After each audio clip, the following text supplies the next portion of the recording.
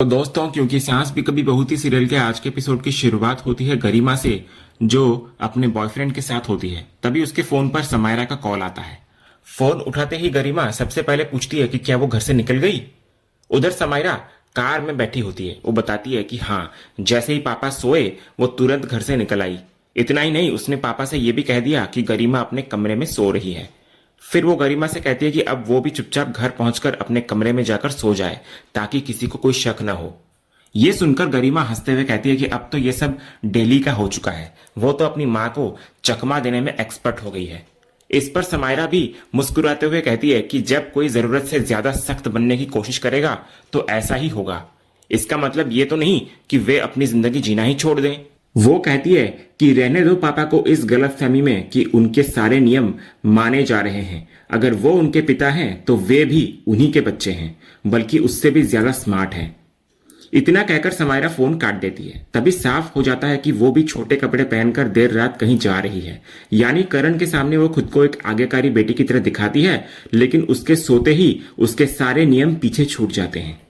उधर गरिमा भी फोन रखने के बाद अपने बॉयफ्रेंड से कहती है कि इस बार बाइक वो चलाएगी, लेकिन उसका बॉयफ्रेंड साफ मना कर देता है और कहता है कि वो चुपचाप पीछे बैठ जाए।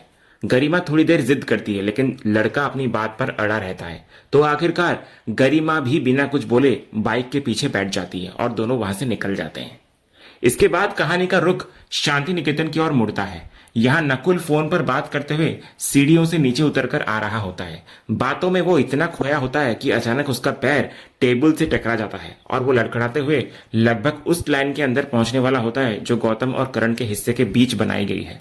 लेकिन तभी रौनक तुरंत उसको रोकता है और पूछता है कि आखिर ये क्या हो रहा है। इस पर नकुल तुरंत सफाई देता है कि उसका पैर कुर्सी से टकरा गया था, इसलिए उसका बैलेंस बिगड़ गया। तो रौनक सख्त लहजे में कहता है कि अगर गिरना ही है तो दूसरी तरफ जाकर गिरो, इधर नहीं। तो नकुल हैरानी से कहता है कि वो जानबूझकर नहीं आया था, उसका पैर फिसल गया था। लेकिन रौनक बोलता है कि वो भी यही समझा रहा है कि अपने कदम संभाल कर वो रखे, और अगर संभल ना पाए तब भी इस लाइन के इस तरफ ना आए।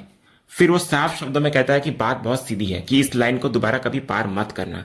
तुम गिर रहे हो या नहीं उससे मुझे कोई फर्क नहीं पड़ता, लेकिन अगली बार ये लाइन पार नहीं होनी चाहिए। तो इस पर नकुल एक बार फिर समझाने की कोशिश करता है कि वो सिर्फ गलती से इधर आ गया था, उसे इस तरफ आने का कोई शौक नहीं है।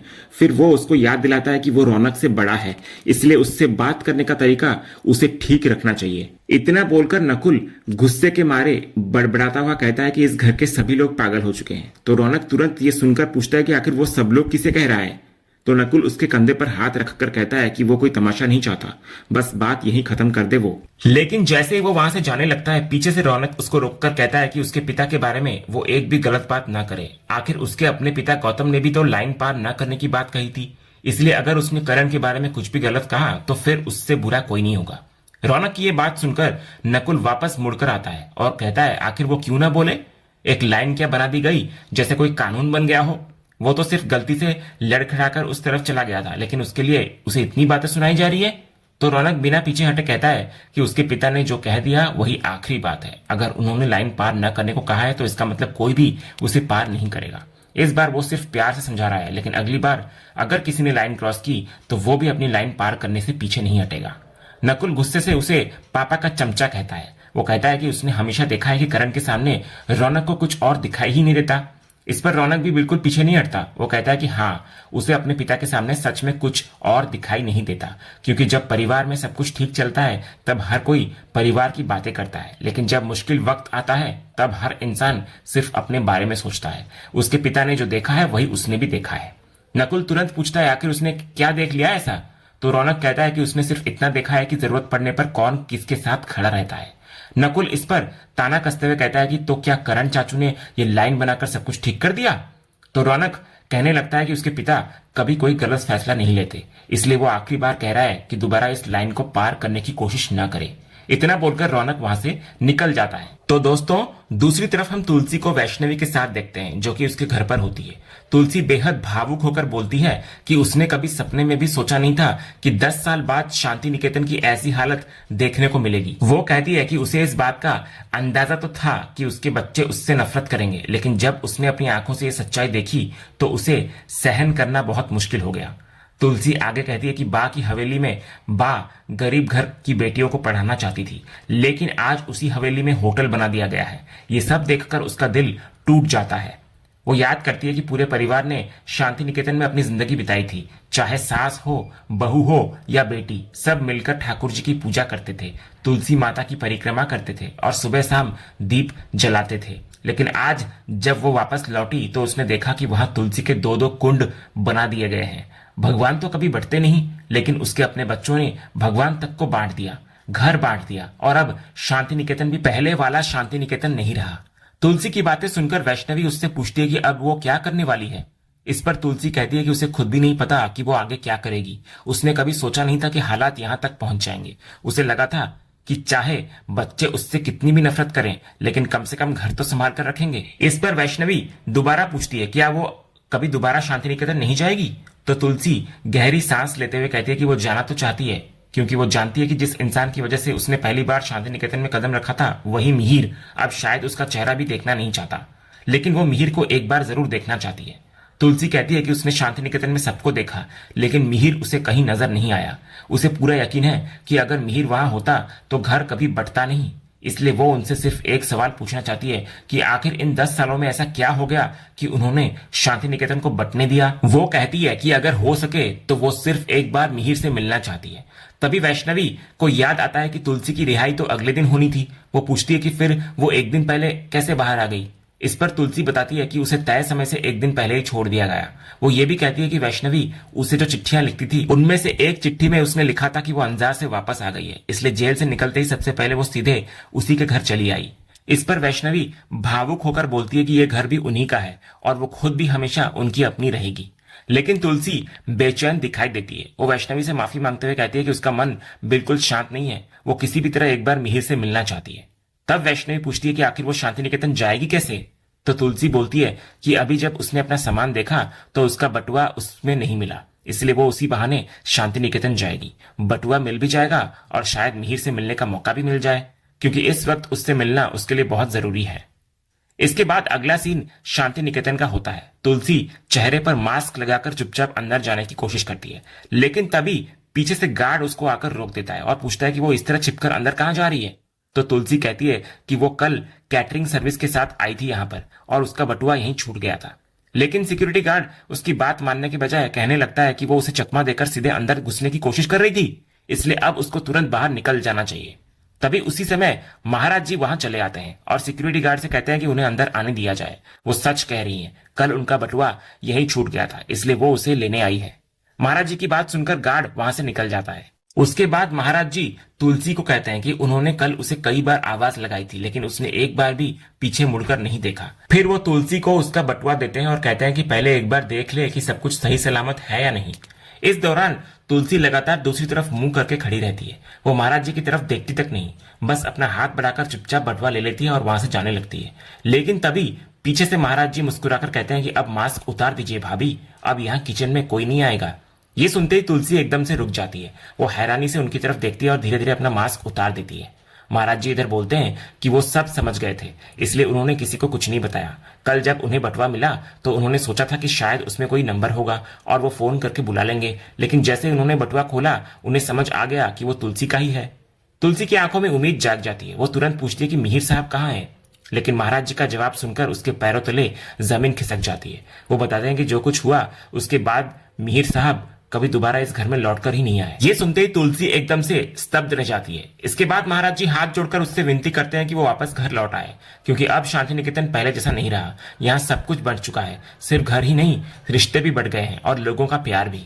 तुलसी उदास होकर बोलती है कि जहां सब कुछ बट चुका हो वो जगह उसके लिए घर कैसे हो सकती है। उसने खुद देखा है कि करण उसके बारे में कैसी कैसी बातें कर रहा था। इस पर महाराज जी पूरे विश्वास के साथ बोलते हैं कि लोग चाहे कुछ भी कहें, लेकिन उन्हें पूरा यकीन है कि तुलसी कभी कोई गलत काम नहीं कर सकती। इसके बाद तुलसी को गरिमा की याद आती है, तो वो महाराज जी से पूछती है कि क्या गरिमा सच में यहाँ पर रहती है। तो महाराज जी कहते हैं कि हाँ, वो पढ़ाई के लिए यहाँ पर आई है और उसकी पूरी जिम्मेदारी करण भाई ने ली हुई है। ये सुनकर तुलसी के चेहरे पर हल्की सी मुस्कान आती है। वो कहती है कि अच्छा होता अगर वो एक बार उसको देख पाती। तो महाराज जी तुरंत बोलते हैं कि अगर वो गरिमा को देखना चाहती है तो थोड़ी देर रुक जाए। इतना कहकर वो 2 गिलास दूध तैयार करते हैं। फिर जानबूझकर ऊंची आवाज में कहते हैं कि अब जब इधर आ ही गई हो तो ये दूध बच्चों के कमरे में दे आओ।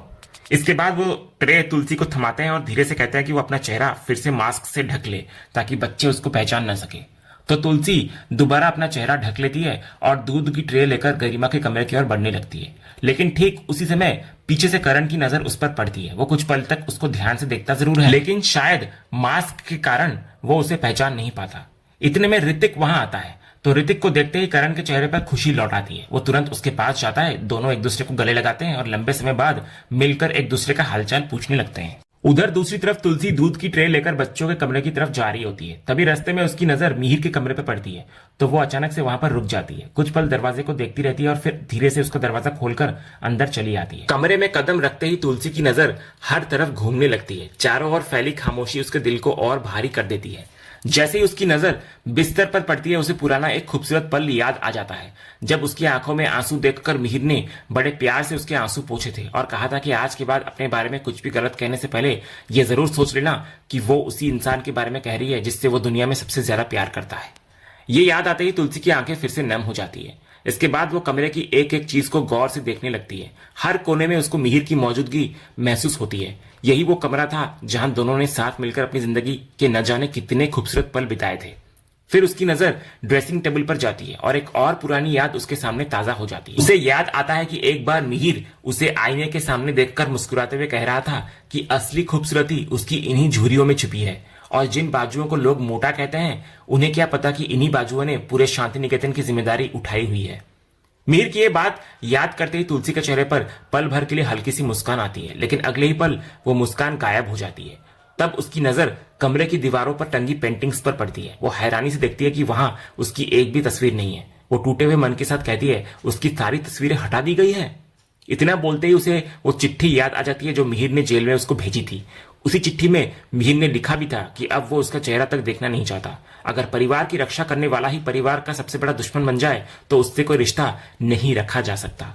ये सब याद करते ही तुलसी का दिल पूरी तरह टूट जाता है। वो तुरंत कमरे से बाहर निकल आती है और बाहर आते ही उसकी आंखों में आंसू बहने लगते हैं। उसके मन में एक एक करके बीते 10 सालों की सारी बातें घूमने लग जाती है। उसे अपने बच्चों की नफरत याद आती है, अपने पति की बेरुखी याद आती है और सबसे ज्यादा करण के वे कड़वे शब्द जिनमें उसके लिए सिर्फ नफरत ही नफरत थी। तो इन सभी यादों का बोझ अब तुलसी से संभाला नहीं जाता और वो वहीं पर खड़ी होकर फूट फूट कर रोने लगती है। उधर नीचे हॉल में गौतम की नजर जैसे ऋतिक पर पड़ती है, उसका चेहरा खिल उठता है। ऋतिक आगे बढ़कर सबसे पहले गौतम के पैर छूता है और उनका आशीर्वाद लेता है। इसके बाद गौतम उसको गले से लगा लेता है और कहता है कि बहुत दिनों बाद वो शांति निकेतन आया है तो आज बैठकर खूब सारी बातें करेंगे। तभी करण जो अपने हिस्से में बैठा होता है कहने लगता है कि जब बातें यहां पर हो सकती तो कहीं बैठने की जरूरत नहीं है। इस पर गौतम तुरंत कहता है कि ऋतिक सिर्फ उसका नहीं बल्कि उसका भी भाई है। तो माहौल को बिगड़ता देख ऋतिक दोनों को रोक देता है। वो मुस्कुराते हुए कहता है कि देखिए, वो इस समय बिल्कुल बीच में खड़ा है, न पूरी तरह करण की तरफ न ही गौतम की तरफ, क्योंकि उसके लिए दोनों ही उसके बड़े भाई हैं और वो दोनों से बराबर प्यार करता है। इसके बाद गौतम ऋतिक से पूछता है कि आखिर वो अचानक यहाँ कैसे आ गया। तो ऋतिक कहता है कि आज माँ जेल से रिहा हो रही है, इतने सालों बाद वो बाहर आ रही है, इसीलिए वो उन्हें लेने आया है। ऋतिक की ये बात सुनते ही गौतम बोलता है कि माँ को कहीं और ले जाने की जरूरत ही क्या है, ये घर उनका अपना घर है और उन्हें यहीं पर रहना चाहिए।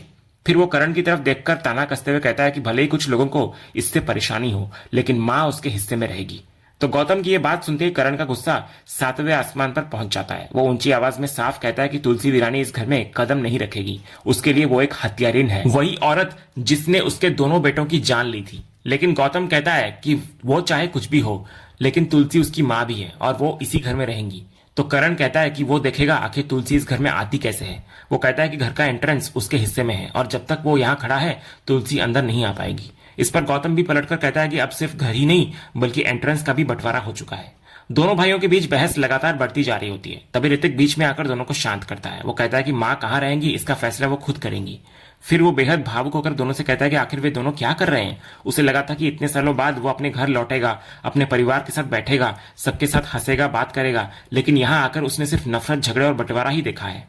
आखिर में वो दोनों से हाथ जोड़कर विनती करता है कि कम से कम उसके सामने तो झगड़ा बंद कर दे। दूसरी तरफ हम देखते हैं कि तुलसी दूध की ट्रे लेकर बच्चों के कमरे तक पहुंच जाती है, लेकिन अंदर जाने से पहले उसके कदम वहीं पर रुक जाते हैं क्योंकि कमरे के अंदर से समायरा और गरिमा की बातें सुनाई दे रही होती है। समायरा सबसे पहले गरिमा से पूछती है कि पिछली रात जब वो देर से घर लौटी थी तब उसको कोई परेशानी तो नहीं हुई ना। तो इस पर गरिमा बेफिक्र होकर बोलती है कि कुछ भी नहीं हुआ, वो रात करीब 4 बजे घर पहुंची थी। वैसे करण मामा उसको देखने जरूर आए थे, लेकिन उन्हें यही लगा होगा कि वो जल्दी उठकर पढ़ाई कर रही है। गरिमा की यह बात सुनते ही दोनों लड़कियां हंसने लगती हैं। उधर दरवाजे के बाहर खड़ी तुलसी ये सब कुछ सुनकर चौंक जाती है। उसी पल उसे पिछली रात का वो दृश्य याद आने लगता है, जब उसने एक लड़की को एक लड़के के साथ देखा था और उसकी हेल्प करने वो पहुंची थी, लेकिन उसी लड़की ने उसको डांटते हुए कहा था कि वो लड़का उसका बॉयफ्रेंड है और उसे वहां से चले जाने के लिए कह दिया था। अब तुलसी को समझ में आ जाता है कि वो लड़की कोई और नहीं बल्कि गरिमा ही थी। ये सच्चाई जानकर तुलसी पूरी तरह हैरान नजर आती है। उधर कमरे के अंदर समायरा बोलती है कि कभी कभी उसे अपने पापा के लिए बुरा लगता है, क्योंकि वे दोनों उनसे कितने झूठ बोलते हैं। लेकिन गरिमा तुरंत कहती है कि आखिर इसमें बुरा लगने वाली क्या बात है, जब कोई हर समय हिटलर बनकर बच्चों पर राज करेगा, हर चीज कंट्रोल करेगा और यहां तक कि उनके फोन भी अपने पास रख लेगा, तो ऐसा होना तय है। समायरा भी उसकी बात से एग्री करती है। वो कहती है कि अच्छा हुआ करण को ये नहीं पता कि उन दोनों के पास दूसरा फोन भी है। उधर दरवाजे के बाहर खड़ी तुलसी दोनों की एक एक बात ध्यान से सुन रही होती है। कुछ ही पल बाद वो दूध की ट्रे लेकर कमरे के अंदर आती है। अंदर आते ही गरिमा हैरानी से समायरा को पूछती है कि क्या घर में कोई नया स्टाफ रखा गया है, लेकिन समायरा को भी इस बारे में कुछ पता नहीं होता। फिर समायरा उस औरत से पूछती है कि उसने मास्क क्यों पहन रखा है, लेकिन तुलसी बिना एक शब्द कहे चुपचाप दोनों के सामने दूध के ग्लास रखती है और तुरंत वहां से बाहर निकल आती है। तुलसी के जाते ही गरिमा फिर समायरा से बोलती है कि परसों पार्टी है, इसलिए इस बार भी घर से निकलने का कोई ना कोई इंतजाम करना पड़ेगा। यह सुनकर समायरा उसको समझाती है कि अगर वे इतनी बार पार्टी के लिए घर से निकलेंगे तो करण को जल्दी ही उन पर शक हो जाएगा। लेकिन गरिमा हंसते हुए कहती है कि उसको तो समायरा के लिए ज्यादा बुरा लगता है, क्योंकि कुछ ही महीनों में वो अमेरिका चली जाएगी और करण मामा के सख्त नियमों से हमेशा के लिए दूर हो जाएगी। लेकिन समायरा कब तक इस तरह छिप छिप कर अपनी लाइफ जीती रहेगी। उधर बाहर खड़ी तुलसी ये सारी बातें सुन चुकी होती है। वो मन ही मन सोचती है कि करण को लगता है कि उसके सारे बच्चे उसके पूरी तरह कंट्रोल में हैं, लेकिन सच्चाई बिल्कुल उल्टी है। जितनी ज्यादा वो सख्ती बढ़ा रहा है, जितना ज्यादा बच्चों को अपने कंट्रोल में रखने की कोशिश कर रहा है, बच्चे उतनी ही तेजी से उससे दूर होते जा रहे हैं। और इसी सोच के साथ आज का यह एपिसोड यहीं पर खत्म होता है। तो दोस्तों, आज के एपिसोड पर आपकी क्या राय है? अपनी राय हमें कमेंट करके जरूर बताएं। अगर आप क्योंकि सांस भी कभी बहू थी की हर नई अपडेट सबसे पहले देखना चाहते हैं तो हमारे चैनल को सब्सक्राइब करें और बेल आइकन को भी जरूर ऑन कर लें, ताकि आने वाली कोई भी वीडियो आपसे मिस ना हो। फिलहाल आज के लिए बस इतना ही। हम फिर मिलेंगे अगले एपिसोड की एक और शानदार अपडेट के साथ। तब तक के लिए धन्यवाद।